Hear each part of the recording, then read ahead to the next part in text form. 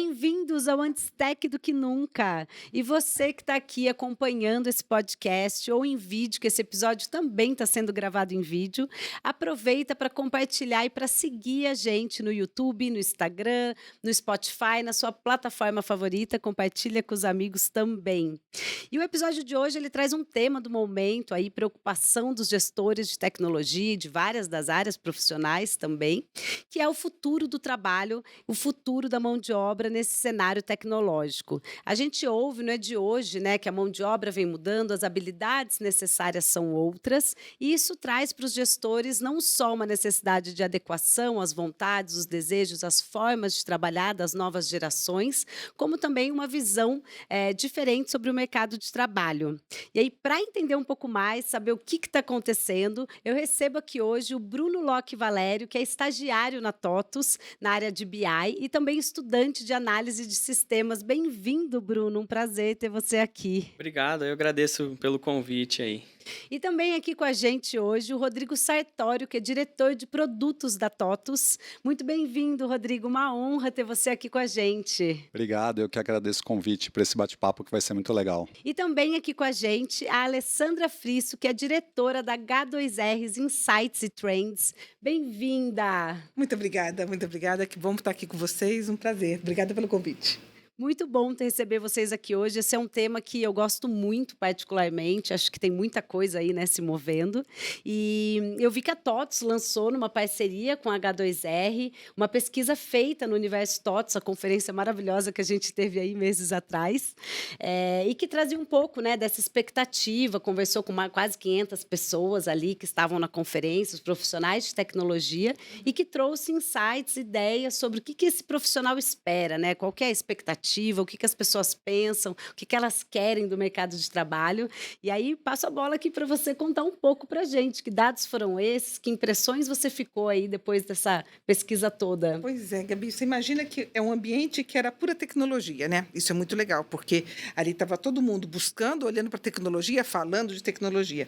E as pessoas, os convidados, os participantes, foram muito interessantes, o olhar deles para esse novo futuro, né? E não é o novo futuro, porque está todo mundo discutindo essa pauta de novas profissões, de inteligência artificial há muito tempo.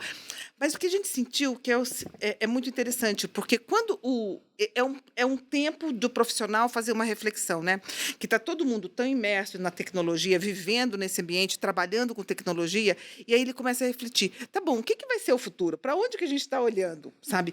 E as reflexões foram interessantes, que trouxeram alguns chamados. Vamos começar de quem estava lá primeiro, tá? 3/4 de homens, 1/4 apenas de mulheres, né? Isso já mostra como que a tecnologia, as profissões de tecnologia, elas ainda têm esse diferencial. As mulheres estão crescendo bastante o papel delas, mas acho que ainda tem muito para a gente incentivar, principalmente os jovens talentos, as jovens, para chegarem nesse mercado. Não sei como é que vocês veem aí, quem são as amigas, né, na tecnologia, como é que está isso? Talvez o Bruno tenha mais amigas trabalhando em tecnologia do que quando você se formou, né, Rodrigo? Acho que tem uma diferença. Pode ter uma diferença. Então, acho que tem esse ponto interessante. Olhares dos profissionais para 3 áreas que também me chamam a atenção.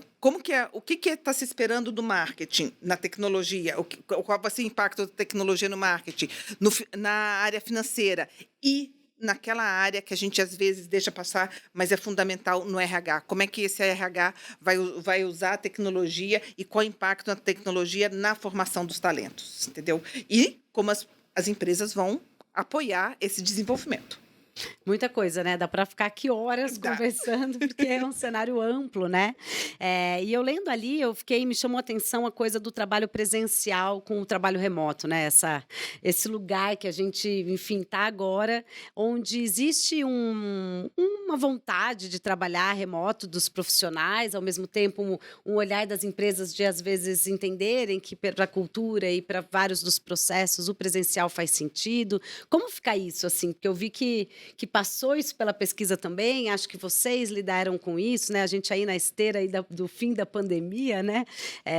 Como que fica esse processo para vocês, assim? Como é que vocês estão enxergando? Realmente eu acho que é um tema polêmico, não tem consenso, acho que em nenhum lugar, dentro de uma mesma empresa, vão ter opiniões diferentes. falando um pouco da minha opinião e que eu acabo compartilhando com o meu time. A gente acredita bastante no trabalho remoto. A gente entende que sim, na área de desenvolvimento de software é bastante possível trabalhar remoto sem perder a produtividade, porque a gente precisa ser realista. Vai ser uma desculpa fácil pedir a volta das pessoas se a gente tiver uma grande perda de produtividade. Então, o que a gente conversa muito no meu time é isso, como unir o útil ao agradável, né? O útil de você poder ter um desenvolvimento tranquilo na sua casa, evitando o trânsito, evitando os perrengues aí do dia a dia, conciliar de pegar seu filho na hora do almoço, né? Que aqui em São Paulo isso não era algo comum e agora com o remoto é possível. Mas a gente trabalha para entregar resultado, a gente tem que ser prático. Então a gente combina regras para que isso aconteça, né? Por exemplo, a comunicação ela passa a não ser mais síncrona. O que significa? Você pode mandar uma mensagem e não ter a resposta na hora. Mas também é aceitável receber uma resposta 2 dias depois? Também não é. Então a gente tenta estabelecer essas regras de convivência para que o modelo fique e entregando resultado. Acho que se entregar resultado, toda resistência ao modelo não tem justificativa. Quer dizer, se um time está produzindo bem, entregando combinados, enfim, acho que a gente consegue ser ganha-ganha, bom para o trabalhador, para a empresa. Eu acredito muito nesse modelo aí. E a gente colocou alguns rituais periódicos de encontros presenciais que realmente estão sendo legais porque viram uma celebração. Quer dizer, a cada 2 meses você aparecer na empresa uma data pré-agendada com antecedência para celebrar conquistas com o time, fazer um alinhamento importante, não machuca ninguém também. Então a gente tem conciliado isso, acredito que está funcionando bem. Você que é geração aí mais nova, enfim, começando a carreira, você sente que isso é uma questão, assim, que as pessoas estão numa busca e que se o trabalho, por exemplo, colocar que tem que ser presencial, isso já é algo que a galera ali torce o nariz, fala, ih, não vou querer. Como que você enxerga isso, Bruno? Olha, eu acredito muito nisso, viu? Até na universidade, o pessoal que procura assim, fala, nossa, trabalho presencial, nossa, que preguiça de ir até o lugar todos os dias, né? Principalmente depois da pandemia, que isso aí ficou totalmente normal, né? E eu concordo totalmente com o Sartório de que hoje a produtividade em casa, pelo menos para mim, trabalhando em casa, eu acho que é muito maior, assim, é muito mais proveitoso. Porque, querendo ou não, quando a gente ia presencial, a gente já chegava, às vezes, meio cansado, né? Às vezes tem que pegar um ônibus, 2 ônibus, mais uma outra condução, e você acaba chegando já esgotado, né? E em casa, não. Você já está ali pronto com o seu setup, com a sua máquina, e acho que é bem mais vantajoso você estar de casa. É isso aí, né? Pois é, a pesquisa traz algumas reflexões, né? Eu acho que vocês estão trazendo temas muito importantes. Primeiro, a gente estava num ambiente de tecnologia. E na tecnologia, talvez essa ferramenta, o trabalho remoto, seja muito útil, porque você tem um desenvolvimento para fazer, você já tem uma linha de trabalho, né? Então, o que a gente percebeu é que principalmente entre as lideranças, há um conflito, não tem uma resposta certa ainda, essa resposta não está dada, tá? Porque se a gente olhar, historicamente, se a gente voltar lá na nossa biologia, na nossa história, a gente não foi feito para ficar dentro de casa, para o trabalho. A evolução se deu muito por você ter saído, né? O homem saiu da caverna, depois saiu para os negócios, depois saiu para viajar, para expandir os horizontes. Então, a gente vem de uma biologia que deixa a gente com aquela cabeça, não, eu saio para trabalhar. A gente foi isso que até a nossa formação. Então, quando eu vejo o Bruno trazendo mais jovem, que pegou muito no impacto da pandemia, na hora que estava na faculdade, na hora que estava se desenvolvendo, eu e Rodrigo viemos da escola que a gente saía, né, mais para trabalhar, essa coisa toda, nem podia pensar na coisa de ter um trabalho remoto. A pandemia virou a chave da gente. Então, eu acho que tem, primeiro, olhar quais as profissões que permitem isso. Quando você está num time de criação, num time de pensar numa nova solução, em fazer talvez uma criação, né? E o presencial ajuda muito, porque permite a criação, permite trabalhar mais o seu lado criativo. Quando você está talvez numa tarefa que você tem que seguir uma análise, tem que seguir uma linha de passo a passo, talvez ficar quietinho em casa, trabalhando, seja mais produtivo. Então, eu acho que tem dois olhares. Um de quem está dentro de casa executando aquela tarefa, e de outro, do gestor que está tendo que lidar com todo mundo ao mesmo tempo. Então, tem duas medidas aí. E tem que lembrar, a gente também tem, por outro lado, precisa lembrar que esse trabalho remoto quais áreas da tecnologia ele vai ser interessante, né? O quanto que essa interação que o Rodrigo trouxe, vamos comemorar, vamos fazer alinhamentos, o quanto que ele também é importante para ajustar o time, né? Ajustar e levar todo mundo olhando para o mesmo caminho, sabe? E talvez entender quais os momentos também, né? Porque eu acho que a gente cada vez mais está num presente/futuro em que as coisas não são uma ou outra, né? Uma e outra ao mesmo tempo aqui e agora. Então eu acho que é bem importante estabelecer, principalmente os processos de comunicação. Quer dizer, mesmo que o cara esteja em casa, a comunicação com o time é super importante. Então, a gente, no caso de desenvolvimento de software, a metodologia ágil, né, que todo mundo fala tanto, que nada mais é que um jeito de pensar que dá mais autonomia, que dá mais senso de dono, ela já traz alguns rituais de comunicação. Então, por exemplo, tem lá a famosa daily, que nada mais é do que todo dia todo mundo parar no mesmo horário e conversar.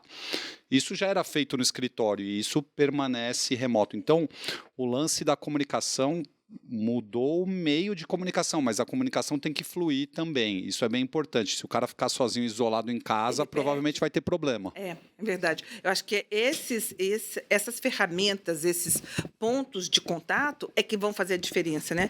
E eu acho que a gente está passando de um pêndulo, que estava todo mundo no presencial, veio a pandemia, não combinou com ninguém, a pandemia não combinou que a gente ia ficar online, não veio com aviso prévio, né? Ela não mandou assim um cheirinho antes.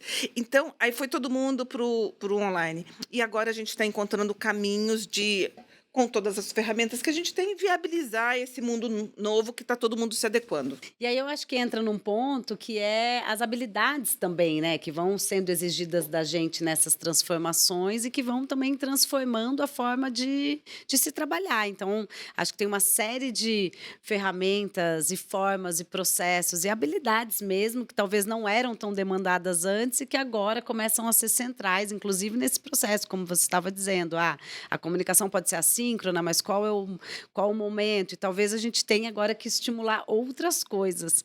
Não sei o que vocês veem em relação a isso. Está mudando a cara do profissional por conta dessas novas habilidades? E que habilidades são essas, assim? Quem arrisca aí? Meu voto é que está. Ou se não tiver, vai precisar mudar. E para que lado? Assim, o que você acha que são as habilidades agora que estão em alta, que são necessárias de serem treinadas, estimuladas? Eu acho que, mais do que de só falar de habilidades, é um novo jeito de pensar, de buscar se formar, de buscar se preparar. Tá?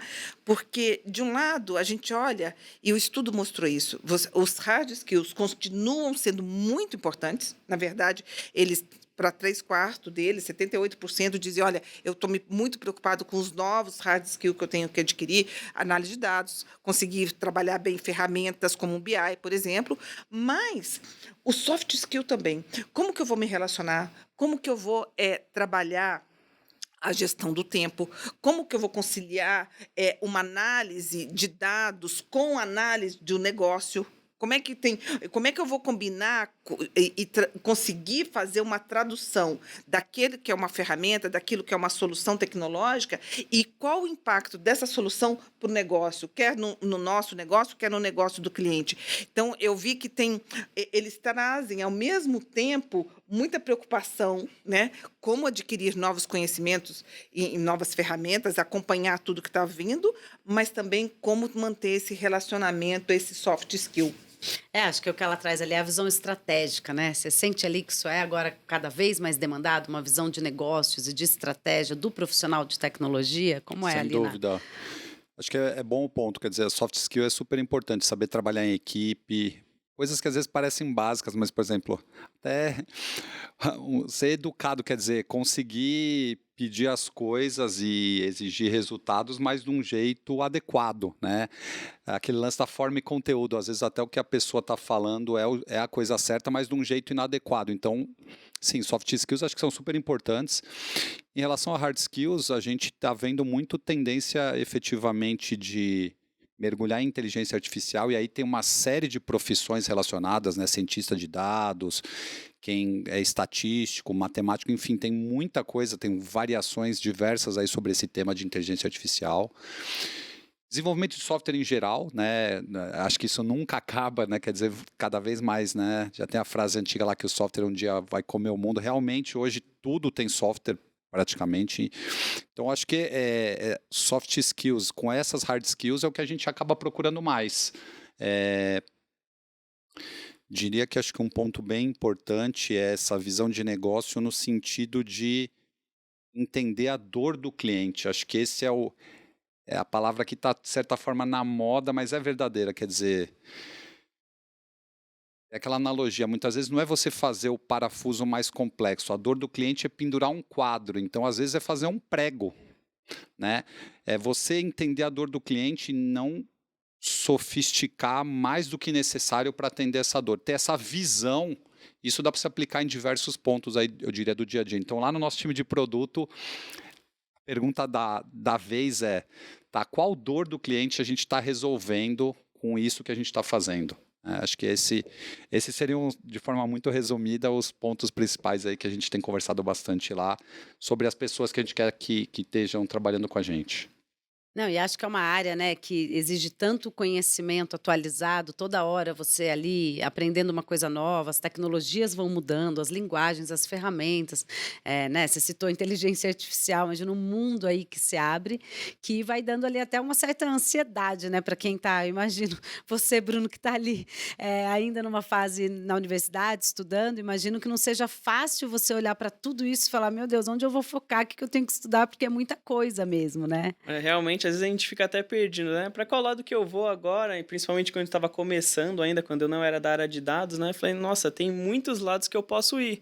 E alguns eu gostava bastante, alguns menos, mas a área de tech era muito interessante para mim. Então, o leque é muito grande, assim, né? Para você escolher muito novo, é muita coisa. Acho que a boa notícia é que não vai acabar nunca isso. Vai ser sempre... isso que é bom. E a outra boa notícia é que também veio na pesquisa essa busca por especializações. Às vezes você está olhando para um horizonte tão grande, aí você começa a trabalhar com uma determinada área, isso puxa uma especialização. Depois você vai caminhando. Então, eu acho que aí tem uma coisa que Bruno está trazendo, que é o life learning. A gente vai, quem está em tecnologia, vai continuar aprendendo sempre. E quem não está também, porque você precisa usar novas ferramentas, etc. Mas eu acho que a turma de tecnologia vai estar sempre nesse momento de ter novas coisas para aprender, né? E ter mais. E outras especializações que talvez a gente não enxergue agora. Com carro autônomo, que é por inteligência artificial, quais vão ser as novas profissões que vão vir disso? Vai ter coisa nova que a gente ainda não sabe qual é. Não, tem um jargão aí, né, no mundo dos recursos humanos e afins, a galera dizendo que a grande habilidade do futuro é aprender, desaprender e reaprender, né? Que você tem que cada vez mais conseguir, de repente, até desaprender aquilo que você faz muito bem, porque vai existir uma nova forma de fazer, uma nova linguagem, uma nova tecnologia que transforma aquilo, né? Então, se você não estiver sempre se atualizando, de fato fica complicado, né? A gente vai ter que aprender a aprender, né? Essa é a verdade. E aí você citou inteligência artificial, teve uma coisa na pesquisa que eu achei bem interessante, que é os profissionais, lógico, né? Estamos falando do universo da tecnologia, talvez em outras áreas isso fosse diferente, mas não com medo da inteligência artificial, enxergando isso mais como oportunidade, né, de desenvolvimento e afins, do que um certo medo do vão roubar meu emprego e coisas nessa linha, assim. Você sabe que isso fez a gente parar para refletir, né? 68% dos profissionais de tecnologia não estão com medo da inteligência artificial. Eles entendem que aquele medo que todo mundo fala, você vai perder o emprego? Não, eles não acham que vão perder o emprego. Então, eu acho que aí tem algumas reflexões para a gente fazer. A primeira é o fato de você ter conhecimento. Quando você tem conhecimento do que, mesmo que seja uma nova ferramenta, você perde o medo, você fica mais seguro, né? E outra coisa é a senioridade, que faz com que você olhe para aqueles e diga assim, olha, esse daqui eu já superei, então eu vou para um outro caminho. Olha como a inteligência artificial sendo mais um degrau, como tiveram outras ferramentas lá atrás, quando veio a internet para toda a população, né? Muito provavelmente, vocês já trabalham as empresas já estão trabalhando com inteligência artificial há muito tempo, vocês já fazem projetos usando inteligência artificial. Hoje caiu no domínio de todo mundo, então é a palavra de 2023, né? Eu acho que quando a gente olhar para o ano, tudo que a gente falou foi de inteligência artificial. Mas isso já está aí, já está acontecendo. Muito do sucesso que nós tivemos na indústria farmacêutica, nas vacinas, durante o Covid, foi graças à inteligência artificial. Então, talvez o que a gente precise hoje, e aí todos os profissionais de TI que estão envolvidos com isso falam, não preciso ter medo, olha como isso é bom, né? Talvez o medo ainda esteja um pouco em outras profissões que estão vivendo menos esse boom todo da inteligência artificial. Tem outras profissões que devem falar assim, como é que vai ser? Mas eu acho que a turma de TI tem mais vivência. E quando você experimenta o conhecimento, quando você conhece, você fica mais seguro, sem sombra de dúvida. Eu lembro quando eu tinha um dessas assistentes pessoais, não vou fazer o marketing da marca aqui, mas que aí meus pais ficaram assombrados. Nossa, você fala com ela responde e tal. É bem isso, né? Quer dizer, a pessoa que está longe desse meio da tecnologia, às vezes até tem dificuldade de compreender como é que aquilo funciona. Não, pai, quando você fala o nome, você, na verdade, ela tem uma escuta, ela capta a onda do som, ela entende que o nome, você vai começar ali um comando e o que vem na sequência, ela tem uma lista de comandos que ela... Então, quer dizer, para a gente que tecnologia não que é simples, mas você consegue desenvolver uma linha de raciocínio e entender pelo menos o conceito daquilo. Então, eu concordo, quer dizer, quem está longe disso parece que é um negócio que vai acabar com todas as profissões, né? Vai me matar, enfim, né? Não é isso que vai acontecer, né? A gente em tecnologia, acho que é por isso que a gente tem menos medo. Ali eu acho que a área de tecnologia ainda está mais inserida e não tem tanto medo disso, porque a gente fica pensando, né, como a gente pode trabalhar junto com ela para otimizar nosso serviço, por exemplo, né? Então, às vezes ela chega para nosso serviço se torna exponencial, né? Se a gente não tem que colocar tanto a mão na massa ali, se ela vai fazer um pouco pela gente, né? Então, eu acho que ela é muito bem-vinda, sim. Essa visão da cooperação, né? Que cada vez mais homens e máquinas vão trabalhar em conjunto para gerar ali uma eficiência, um processo, um diálogo, né? Que nem quando você pega o ChatGPT, por exemplo, é um diálogo ali, né?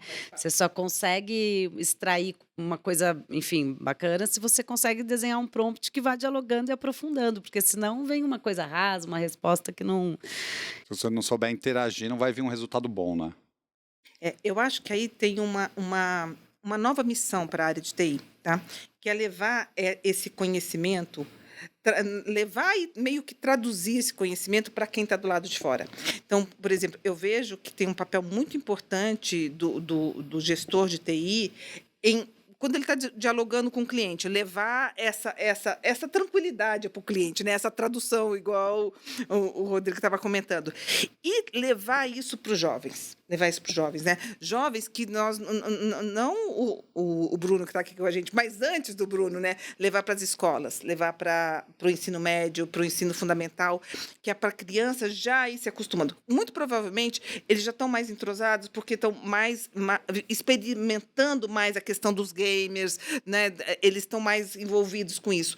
Mas levar isso para as crianças, para os jovens, que nem sempre têm uma formação voltada para a TI. E eu acho que essa é um ponto que a gente vai ter um grande desafio para 2030, trazer a formação de TI para dentro das escolas. Eu acho que isso é uma mensagem muito importante, sabe? Uma reflexão para a gente começar a plantar essa sementinha. Não, e acho que isso toca num ponto crucial, que é também estimular que não só as pessoas se familiarizem, como que elas questionem, né? Que tenha o pensamento crítico, até apareceu na pesquisa, né? Como uma das habilidades consideradas cruciais para os próximos 5 anos ou 10, eu não lembro agora a data de tempo, mas é o lugar de que você cada vez mais tem que questionar para saber interagir, saber fazer um bom uso, filtrar uma resposta, fazer uma curadoria que faça sentido, né? Que nem tudo que está ali, quando você vai usar, de repente, qualquer ferramenta, saber qual ferramenta você vai usar, que não é tudo igual. Então, acho que tem todo um letramento aí da população geral, que é um caminho longo mesmo e é educacional e que acho que vai contribuir para essa visão de cooperação mesmo, né? Não sei como é que vocês têm enxergado isso. Eu acho que aquele termo que você falou lá do lifelong learning, ele é bem importante para os profissionais de TI se manterem atualizados, entenderem tudo que está surgindo e para a gente conseguir fazer isso chegar na ponta para o consumidor final, seja uma empresa, seja um cliente, enfim, é um desafio mesmo. Até para a sociedade, né? Sim. Até para a sociedade. Acho que a gente vai ter uma grande oportunidade de virar essa chave, sabe? Fazer isso chegar mais fácil para as pessoas, tá? Ser mais cotidiano, né? Ser mais cotidiano. Então, acho que isso é um fenômeno bonito de ver acontecer. Não? Eu acho que a gente é muito privilegiado de estar vivendo esse momento com tanta tecnologia permeando o nosso dia e a gente aprendendo com ela e se desenvolvendo também com essa tecnologia, sabe? Acho bem legal, bem legal. E aí cada vez mais eu acho que as próprias empresas têm funcionado como centros formativos educacionais, né? Cada vez mais você vê esses treinamentos, processos de requalificação, enfim, atividades formativas mesmo dentro, né? Não sei, as empresas estão virando um novo espaço educacional, como que vocês têm trabalhado isso? As empresas de tecnologia, elas sempre tiveram esse papel e agora cada vez mais, porque a gente está sempre lendo da escassez de talentos, enfim, né? Eu sou formado efetivamente em administração de empresas, mas quando eu desenvolvi minha carreira no começo na TOTUS, eu aprendi tudo ali no dia a dia, quer dizer, foi uma capacitação em company ali que me deram oportunidade, eu fui me desenvolvendo. A própria TOTUS tem o iOS, né, que faz um trabalho sensacional, então dá uma formação ali importante também de tecnologia básica para começar com uma série de coisas, mas acho que as empresas viram que não tem outra forma, quer dizer, se a gente for esperar pelo mercado de trabalho, né, vai sempre ter escassez de mão de obra, essa é a verdade. Então sim, acho que sim, faz parte. Você está aprendendo bastante na TOTUS ou não? Eu estou aprendendo bastante, viu? Muita coisa eu estou aprendendo muito. Eu digo que eu aprendo muito mais no dia a dia lá na TOTUS do que na própria faculdade, porque a gente aprende muito, assim, né? Principalmente quando eu escolhi a área, né? Na verdade, eu falo que eu não escolhi, eu achei a área, né? A área veio até mim e eu gostei muito, assim. E praticamente tudo que eu sei, assim, referente a dados, essas coisas, foi aprendendo no dia a dia ali com o cliente, falando com o cliente, o que você precisa e vamos correr atrás, né? Claro que com a ajuda do time, agradeço o time que eles sempre me me estenderam a mão para me ajudar em tudo que eu precisei até hoje. Então, eu também acho que essa questão do time também me ajudou bastante a aprender. E acho que você trouxe um ponto muito legal, né? A gente vai precisar fazer esse aprendizado por si mesmo, entendeu? É uma nova postura. Muitas vezes eu falava assim, não, agora me formei, agora está tudo bem, né? Agora eu já sei, agora eu vou para o mercado de trabalho. Agora não é mais assim.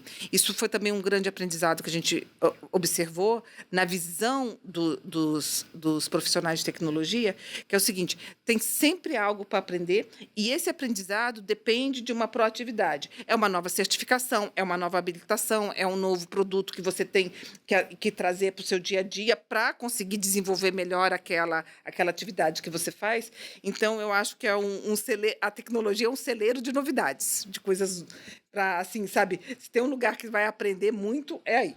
Ou seja, sai na frente quem está sempre em busca e não fica esperando ali alguém te solicitar, porque daí pode ser tarde demais. Na hora que falarem, você precisa aprender tal coisa, você já passou. Você nem parou para pensar, talvez tenha passado. Tenha passado, eu acredito que sim. E é outro comportamento mesmo, assim, né? Outra postura de estar sempre em busca, sempre atrás, já não cabe mais uma passividade, né? Como você disse. A proatividade hoje é essencial, né? Para você estar sempre inteirado em um assunto, por exemplo, né? A gente nunca entra tão a fundo, por exemplo, numa faculdade, né? Tanto que não há tanto tempo, né? Eles meio que passam uma introdução geral e se você vai se aprofundando em cursos extracurriculares mesmo, né? Então, essa questão a proatividade de você correr atrás para você aprender novos assuntos é super importante mesmo.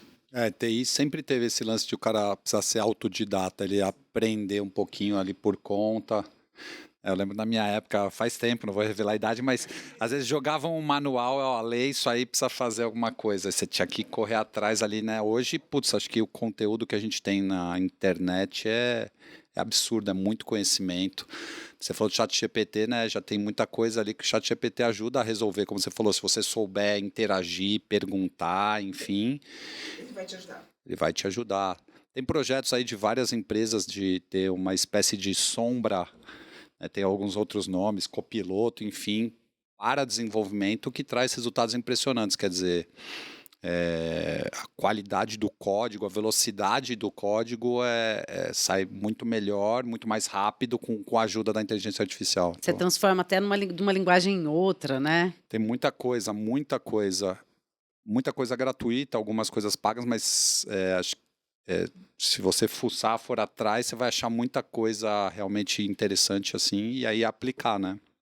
E aí eu acho que um desafio como tem tanta coisa, se você, né, entrar no YouTube, for atrás de materiais, papers, qualquer que seja, você vai ter uma quantidade de informação tão grande, de possibilidade, que eu imagino que as pessoas também fiquem muito perdidas em saber, né, como é que faz para definir o que é melhor, o que é pior. Eu acho que tem aí um desafio também de saber filtrar, né, que não é simples. Sim, sem dúvida.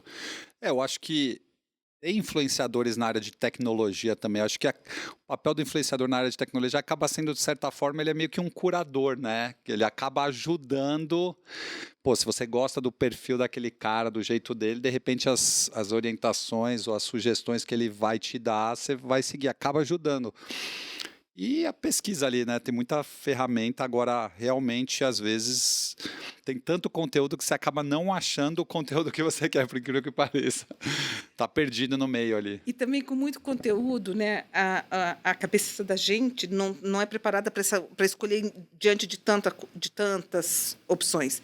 Então, é legal seguir uma linha. Isso que você está falando, eu acho que é muito legal. Segue uma linha e dentro dessa linha você vai agregando informações que vão aparecendo no meio do caminho. Mas ficar pulando de um lugar para o outro é igual Netflix quando você está lá buscando o que eu vou assistir no sábado à noite. Se você não tiver uma linha, você vai ficar só clicando, porque tem muita coisa interessante. Então, vale a pena você diminuir suas escolhas, né? Isso é comportamento humano. Diminui o que você está olhando, olha mais profundamente para poder conseguir achar alguma coisa que tenha a ver contigo. Senão, vai passar muito tempo procurando e aí perde a opção. Perde o que E aí, talvez esse seja o papel também quando você está num time, numa empresa, como o Bruno disse ali, você estava explicando, porque se você tem essas ações internas e cada vez mais você tem esse processo de formação, você vai também tendo um guia, né, do que você vai buscar por fora, mas tem ali uma estrutura te orientando em algum lugar para você não ficar muito perdido. E aí eu acho que tem uma coisa que é muito forte nos resultados, que é esse papel da empresa como centro de formação, né? A gente sempre falou muito de propósito, de missão, de valores da empresa. A gente sempre vem com essa discussão muito antiga, né? Isso está aí na pauta das empresas há muito tempo. Mas quando você fala de centro de desenvolvimento, você não está falando só da capacitação técnica.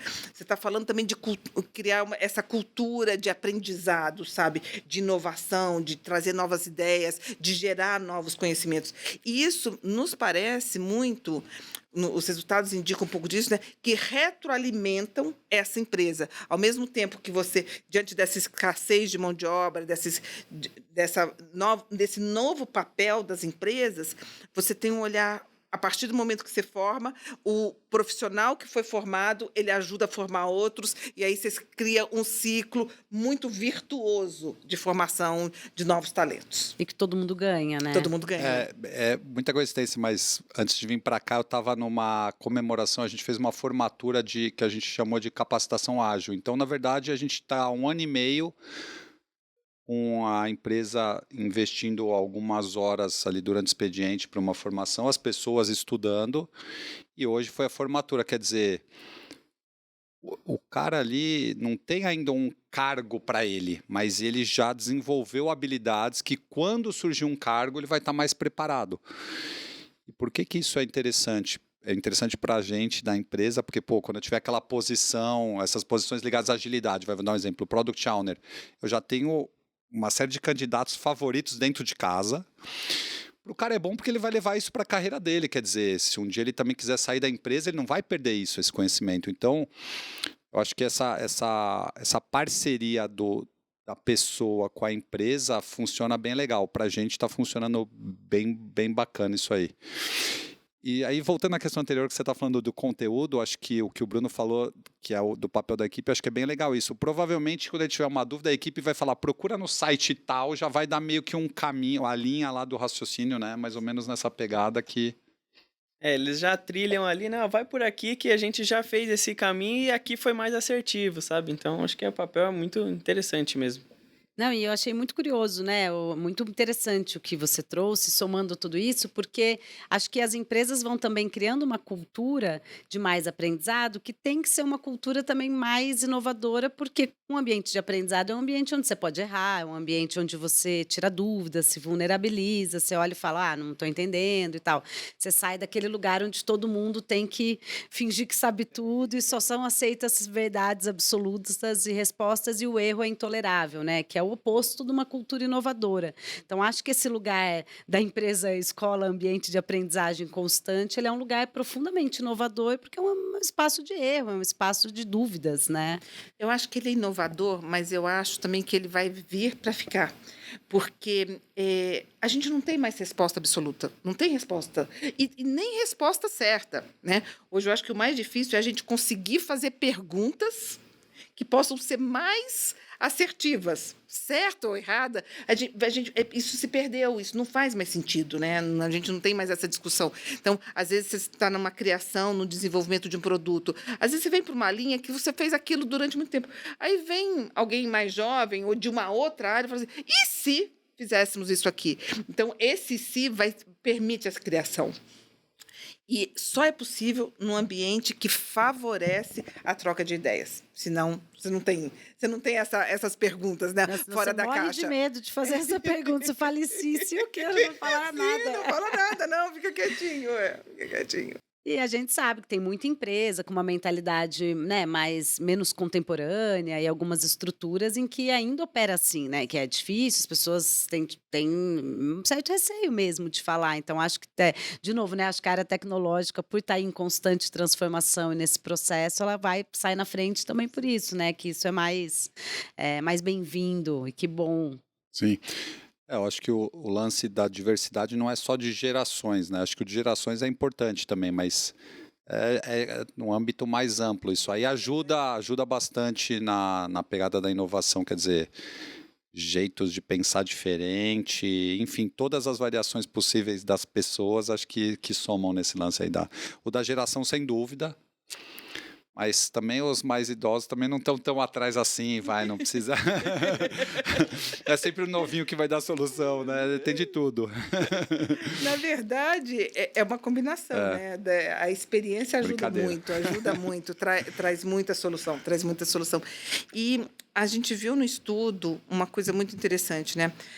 As pessoas, independente da faixa etária, elas hoje procuram trabalhar no local que tem a ver com elas. Eu não estou falando daquele propósito que a empresa põe no site. Eu estou falando que as pessoas estão buscando uma maior aderência entre o seu estilo de vida, o seu modo de olhar o mundo e o que a empresa está oferecendo. Então, se você está buscando aprender, se você está buscando inovação, se você está buscando cooperação, você quer trabalhar com a diversidade, você quer trabalhar num ambiente que promova isso. Então, isso também nos chamou a atenção, né? Esse propósito, hoje, não é um propósito só do que eu falo, é um propósito de como eu penso, como eu estou agindo e aonde eu estou, se combina comigo, se combina com o meu jeito. Então, eu acho que isso vai proporcionar essa interação de uma maneira mais fácil. É a cultura, né? A cultura. Você quer se sentir podendo ser você mesmo, né? No seu espaço de trabalho. É verdade. Sim, eu acho que é bem legal isso aí, bem importante. Isso aí, basicamente, senão a pessoa não vai estar feliz, a chance dela se desenvolver com a gente diminui bastante, né? Acho que esse é o ponto principal, né? Você tem visto, Bruno, ali, num ambiente mais da universidade, das pessoas que estão, às vezes, na busca de um primeiro emprego, de um estágio, esse lugar, esse lugar de buscar a empresa que tem um propósito alinhado ao seu, uma cultura alinhada? Como que você tem visto aí dos iniciantes nas carreiras aí? Olha, eu acho, viu? Eu acho que o pessoal, assim, nossa, a empresa não vai muito com o que eu penso, então, deixa ela de lado. Se não tiver outra, a gente até vai, né? Porque precisa, mas eles buscam mais, assim, eu tenho mais esse estilo de vida com o meu, assim, principalmente por conta dessa questão que a gente comentou da diversidade também, né? Então, muita gente procura isso nas empresas, né? E tem muitas empresas ainda, principalmente de tecnologia, que não são adeptas a isso. Então, vai deixando o pessoal cada vez mais de lado, né? Para essas empresas. E a gente não pode, né, sair dessa conversa, não falar sobre profissões, que sempre que a gente fala em futuro do trabalho, mão de obra, sempre tem uma galera ali querendo saber quais são as profissões dentro da área de tecnologia, que já são tantas cada hora mais, quais são as que estão em alta, no que se aposta, o que está por vir, que coisas vão surgir. Sei que às vezes é um exercício assim de querer olhar para frente, que a gente, né, não sabe, porque as coisas vão mudando e tudo mais, mas do que vocês têm observado e enxergado? O que hoje assim está em alta e são carreiras que tendem a crescer aí pelos próximos anos? Olha, dei um spoiler aquela hora, mas essa parte de dados, realmente, cientista de dados, estatístico, matemático. É claro, a gente sempre fala de linguagens que, na verdade, linguagens elas variam muito, elas têm muito altos e baixos modismos, tal, mas todo mundo sempre fala de Python, né, que continua bem forte. Uma outra área que a gente enxerga que tem muita importância e poucos profissionais é a parte de segurança da informação. Então, isso é fundamental, né? É bastante amplo também, né? Mas acho que é uma preocupação de muitas empresas, desde software até empresas que trabalham, por exemplo, data centers, desenvolvimento. Enfim, essa parte de segurança da informação é bem vasta, né? Tem até algumas coisas de folclore, claro, aquele lance, né, de ver filme, que o cara invade tudo e tal, mas se fala muito, por exemplo, do hacker ético, né, que é uma pessoa que tem as habilidades de um hacker, mas trabalha para ajudar o desenvolvimento da segurança do lado das empresas, das instituições, enfim. Então, essa parte de dados, a parte de segurança e desenvolvimento, no nosso caso, a gente tem bastante amplitude, né? Na minha época, já que eu sou o velho do papo, a gente nem tinha lá no passado essa divisão back-end, front-end que tem hoje. Então, hoje existe uma série de divisões no desenvolvimento, né? No nosso time, especificamente, a gente procura o desenvolvimento, a gente faz desenvolvimento de software para negócio, então a gente procura, por exemplo, no caso do back-end, alguém que também conheça o negócio. Quer dizer, se o cara vai fazer um produto lá que vai ser para calcular o estoque de uma empresa, ele tem que conhecer, de certa forma, também um pouco da operação de estoque de uma empresa, né? Quer dizer, ele tem que mesclar, além da habilidade técnica, conhecer um pouquinho do negócio também. Então, eu diria que essa parte de ciência de dados e segurança da informação, e no caso do desenvolvimento é tão amplo, é tão vasto, que é até difícil cravar assim, é só essa, né? Acho que tem bastante oportunidade. Olha, a área de dados mesmo é realmente muito ampla hoje, né? E até essa questão da segurança, né? Assim, hoje eles falam até que precisa de uma segurança para IA, né? Que eles já estão vendo isso, porque ela coleta tantos dados também que precisa de uma segurança para ela, né? E eu achei assim interessante, estava lendo até o estudo assim que eu vi que uma das profissões do futuro, a segunda parece que não é de tecnologia, né? É a questão relacionada à saúde emocional das pessoas, assim. Então eu achei muito interessante isso, nessa parte que eles falam que nossa, o que a gente vai fazer daqui 5 anos, por exemplo, né? E aí eu pensei que era sempre tecnologia, mas não é, na verdade é totalmente não, né? Mas é uma área da saúde, né? Interessante essa parte. Eu estava olhando aqui no celular para me lembrar exatamente da posição. É o segundo, a saúde mental, né? A qualidade, não só a saúde física, mas principalmente as pessoas estão bastante preocupadas. Como que vai ser isso? Vai ser uma profissão que vai crescer muito também, porque hoje a gente tem um espectro de situações que podem comprometer a saúde mental. Mas, voltando um pouquinho nisso tudo que a gente estava falando aqui nas profissões, né? Eu fui olhando e o Rodrigo parece que até que leu o estudo, porque seguiu exatamente, mas é o que está na cabeça da turma de tecnologia, né? É falar em ciência de dados, é falar em Big Data, já até está ficando para trás, porque a gente já chegou no Big, né? Agora a gente está falando em como ter os dados mais limpos, com mais assertividade. Toda a parte de segurança de dados. Eu fui para um congresso de insights e trends, que é uma área diferente de vocês, e a grande preocupação nossa em insights, que é trazer essas informações para vocês, é com o que vai acontecer com fake news. O tamanho que é, e que é um mercado de fake news, né? A gente olha isso.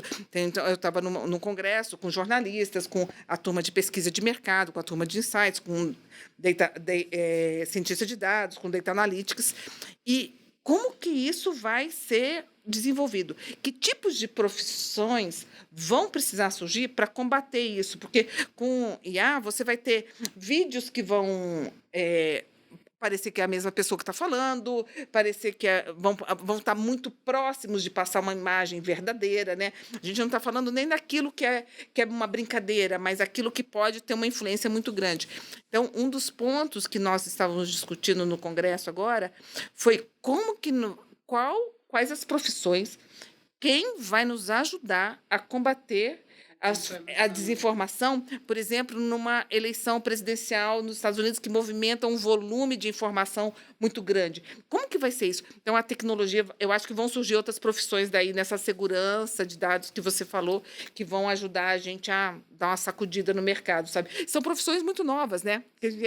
O hacker ético vai ser importante para a gente. Não, e esse debate ele é crescente, super importante, porque cada vez mais você tem dificuldade não só de triar as informações, mas de saber o que é real, o que não é, né? E a regulação de AI, né? Porque primeiro vem a tecnologia, depois a turma da regulação sai correndo atrás para dizer, olha, vamos por aqui, isso pode, isso não pode, isso é ético, isso não é ético, entendeu? Eu acho que tem um caminho legal para ser desbravado aí.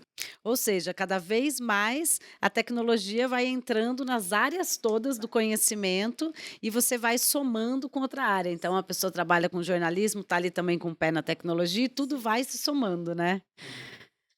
Isso abre um espaço enorme. Ela resolve muitos problemas, mas acaba criando também alguns colaterais aí que tem que resolver, né? Por exemplo, esse lance da desinformação.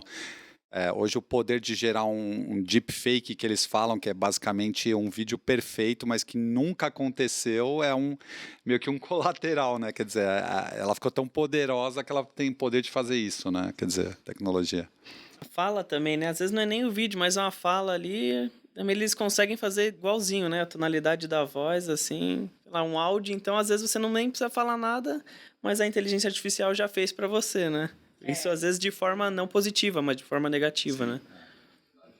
Se a gente vai parar para pensar, a gente já tinha, por parte dos jornalistas, essa apuração das notícias, sei lá, há 20, 30, 40 anos atrás, já acontecia. Só que hoje a gente tem um volume muito maior. Então, esse volume dá um susto. Não dá para ser mais só um humano fazendo, a gente vai precisar do apoio aí dos universitários para trazer novidade para a gente e dizer, olha, vai por esse caminho ou para o outro, né? Não, e aí a própria inteligência artificial para corrigir o problema da inteligência artificial, né? Como é que você pesca? Eu acho que esse é o jogo, né?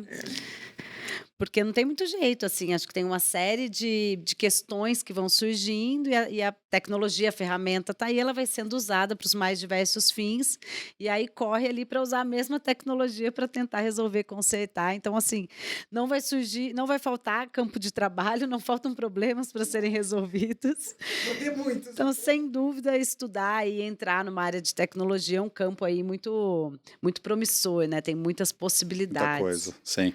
Acho que é bem legal que hoje já tem, apesar de ter aquele público que a gente falou que a gente tem que ajudar, tal, que é leigo, mas também tem muito entendimento, né? Antigamente eu lembro que era difícil até você explicar que você era um desenvolvedor, a pessoa não conseguia entender o que era, né? Acho que a gente superou isso. Acho que é bem legal, mas mesmo assim falta talentos, né? Faltam talentos aí. A quantidade que o mercado precisa é realmente importante. Inclusive, por exemplo, na época da pandemia, que estava bastante forte esse conceito do 100% remoto,